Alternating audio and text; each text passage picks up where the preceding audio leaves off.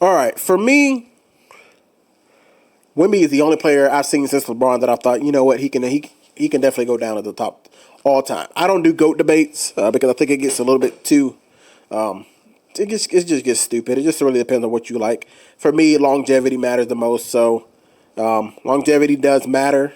So that's going to push some people up for me, like Tim Duncan, Kobe. It pushes them up in the top tiers for me. Just because they were bad in the last few years doesn't matter to me. Even though Kobe went that great in his first years, wasn't great in the bad years. Overall, his career was long enough for me to be like, yeah, you know. But if you only played 10 years, it's kind of hard for you to get in that top tier for me. So some guys who would be in other people's top tiers aren't in my top tier. But I don't have a 1, 2, 3, 4, 5. I don't have a that. I have a here's my 6 guys. Put them in whatever order you want to. I don't care. Wemby's the only person I think can actually threaten that to actually get in there in my tier 1. Not that my tier 1 special, but yeah, he's the best player I've seen since LeBron, and he's the only person I ever even thought could get there. His Now my only problem is if he's going to be the standard going forward, then Jokic is never going to be a top tier player ever, never. Giannis is done for him. He's breaking down. Steph shouldn't even be considered a tier 2 player if defense is the standard going forward. If that's what I mean, for the old heads, they can stick with what they got, even though they say defense was great in the '80s and '90s. Yeah, yeah. If that's the standard going forward, then yeah, then players will get jumped. James Harden will definitely have to go down. He's not a he's not a tier 2 player, but he's getting that. He's in those combos. Yeah, he's gonna go down. Jokic can never, to me, in my opinion, be a tier 2 because his defense has never been great, not even good. He can be okay, but if Wemby is the standard, and that's what we say, hey, you got to be Wemby at least to even get into those top 15 discussions, then no. Jokic is going to fall out. At some point, Jokic is going to fall out. Especially if he never gets on the championship, he'll fall out. We'll talk about Shea here in a second. Steph Curry will have to fall out to me, and I thought Steph Curry was going to fall out anyway. People who have him, who say he's a top 10, definitely, there's no way he'll stay top 10. There's just no way. Because Wemby's on the ascent. And I don't know how most people compare it, but when I think about first team All NBAs, like Steph is like 38th with 4 first team All NBAs. So it's like, man, he's not just for me. I can't put him up there. But especially if defense is the standard going forward, which is perfectly fine with me. I don't mind defense being a standard. I'm not saying, because not everybody's going to be as great as Wemby defensively, because if you're 6'2", you're not going to be able to impact the floor like somebody who's 7'5", and also great defensively. Now, if you're 7'5" and you're not great, I mean, look at what Gobert can do. Gobert, people hate him, but the difference between him and Wemby is a way better scorer than Gobert, because Gobert is a liability. Think about Draymond Green's great defensive player, completely a liability in offense. Wemby has both. And he's so much a better defender than anybody really ever, that he had the chance to get there. Now, so I'm a Spurs fan, but I'm not going to sit here and hop on that bandwagon if they win, or because I haven't been rooting for them for a while since Kawhi Leonard left, so I don't really care who wins this final series. I just love the conversations we're going to have over the next few years.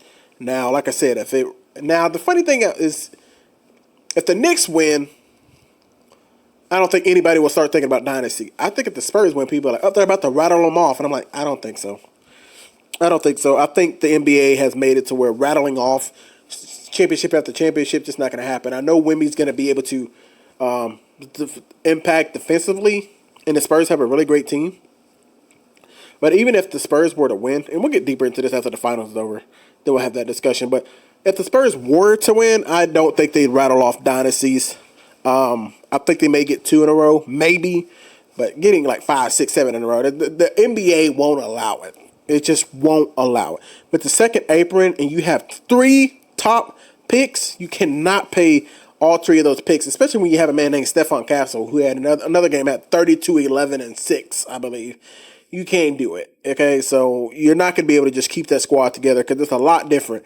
These cats today, if they ain't winning a championship, and even if they do, they might dip. And like I said, it's going to be impossible to pay three of those guys max money and try to keep the whole team together. So I don't see them being able to rattle it off, especially with the draft lottery odds and all that kind of stuff.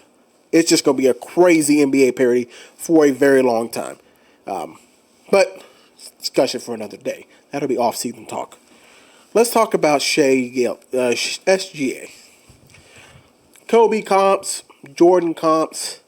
And this is why I really, really, really, really, really hate having the stupid GOAT debate at all, because it makes every single position in basketball have to come down to this. Is SGA the best guard, or is SGA the fifth best guard, or is he better than Kobe? Well, the resume says that he's better than. Man, forget all that, bro. And he played excellent in Game 7. He did his job. And this is why ring culture sucks. And we will stop having to do this as well. Shea's still a great player. Just because he didn't win another championship, I don't think his legacy goes down. I don't think it's like, man, never mind, he's not that guy. He did exactly what he's supposed to do. He didn't play a great series, but he did what he was supposed to do in Game 7. His other teammates were ass. So, well, not all of them. Just his main guy who should have been there, J-Dubs, was hurt, and Chet could have just gave you something. And that's another thing. I hate ring culture too, because it's too hard for players to get all the way through an 82-game season and all the way through the finals. Those years of LeBron going 8, those years of even Steph, and Steph had to have another great guy. I mean, Steph had to have Kevin Durant come there to get back to that. And you saw what it even did to Steph Curry. After, what was it? After the 2019 season, I think they went in 2015, 2016, 2017, 2018, 2019. They went to 5 straight, right? After that 2019, their team was done. Right? They got back in 22, but you remember they went through a bunch of injuries with Klay Thompson. Steph Curry got hurt, and they were just decimated until 2022. That was 3 years later. And then Steph went to his 6th one, right? Went to 6-1, yeah. And so, my point being is just like this: these things we think of, guys are just going to keep being able to go back to finals and be able to just keep rattling them off and all those kind of things. The ring culture sucks in that regard, because your team has to stay healthy, and it's just so dang hard for your team to stay healthy for this many games every single year, especially with, like we said, there's more parity, so many contracts, so many players going to different places, so many times you have to have chemistry, all these things. And you have to pray that somebody doesn't tear their Achilles or snap their ACL. It's just so, it's impossible. It's not impossible. It's just, I cannot see teams being able to just go back to back to back to back. And so we're going to have to judge these players differently. We can't just say, oh, he didn't win the final, so got to go down. Or he can't, his ceiling is here. Because we did it with Jokic, and I think what we finally got to see with Jokic, and now we can start having a discussion, is just because you get one doesn't mean you just get thrown into a top 10 and we don't ever look at you again. So I don't blame Shea for this series going bad. He did what he could. Every great player is going to have bad series, and hell, like I said, Wemby was not impacting the game offensively like that. His defense is just great, but he has other players who were picking up the slack. And Shea did too in other games, but when the game mattered, double digits, everybody on the Spurs, and then you go look at the OKC, it's like 5, 7, 4 points. And so, yeah, man, what I do love about this whole series, and if the Knicks win, oh my gosh. Like, the Spurs winning will be great, but we've seen the Spurs win. That's not new. Seeing the Knicks win, I think that will have me on here having a completely different discussion. If Wemby wins, we're just going to go into, can he be the greatest of all time? And that's going to be the discussion for the rest of the year next year. And it'll be such a boring ass media. It'll be such a boring season next year, because they'll be like, is Wemby to go? Is Wemby to go? Is Wemby to go? Is Wemby to go? And they're going to be comparing him to LeBron. They're not going to compare him to Jordan because that's their baby, so they're not going to do that. But it's going to be like, is he better than LeBron? Is he better than LeBron? Is he better than LeBron? We're going to hear that all damn season, and LeBron's got nothing to do with any of that. And but the thing that sucks for people who are Steph Curry fans, KD fans, y'all probably going to get pushed out If Wemby wins, y'all discussions, that was fun for a little bit. Never gonna happen. KD's been out, but Steph Curry being in a GOAT debate, that's dead. Like even just a 1% chance, it's gone.